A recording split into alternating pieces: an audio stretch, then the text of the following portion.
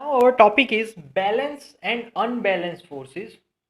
So balance and unbalance, both forces in both the movement, both the situation, some forces exerted on the body. If for example we are talking about balance force. So if we have one book which is resting on one table. So this is our book, right? Now this book is resting, but we know that that book have some weight, that weight direction which is downward direction, right? So weight of the book is W. So why this book is still resting? Otherwise that book have to move downward direction, but still it is resting because this table exerts same and equal force which is opposite to that weight, and that force is known as R, which is called normal force, which is normal to the surface. So here R is equal to W. That's why this book is resting. So that is the example of balance force. So here forces are balanced one. Similarly, if we are having one block, right? If I am giving some force on this block which is in right hand side direction, and similar from right hand side direction we are giving force which is towards left hand side direction. So if both the forces are same in magnitude but they are opposite in directions, so if F is equal to F dash, this block is in balanced condition, means we can say that this is balanced force. So forces are exerting here, but these forces are balanced one because of same magnitude and opposite directions.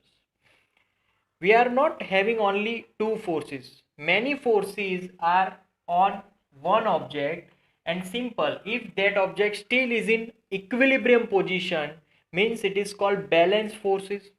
So there are more than two forces, two or more than two. So it can be infinite forces, but if object is resting still, that is called balanced one.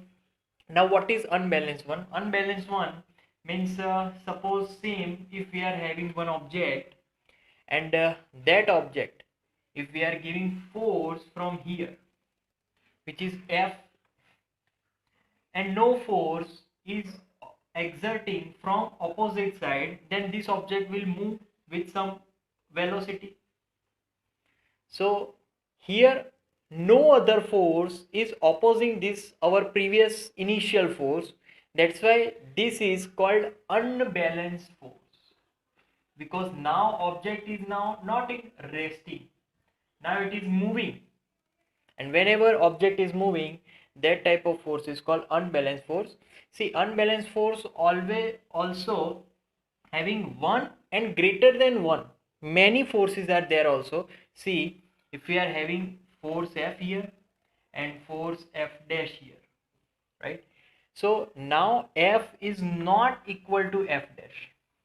So if F is not equal to F dash, the net force exerting on this object will be F minus F dash, and the direction of that force will be similar on the direction of the larger force, bigger force.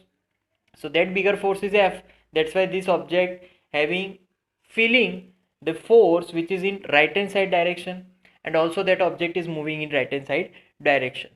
So this is also unbalanced force. Now if we are having third point also, if there are many forces are there like this, but still net force, if we are getting net force in this direction, because of all the forces, algebraic sum of all the forces, if we get net forces in this direction, that object has to move in this direction. So this is also the example of unbalanced force.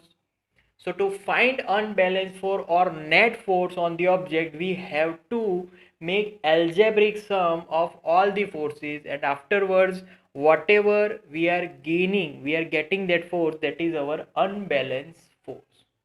So this is called unbalanced and balanced forces.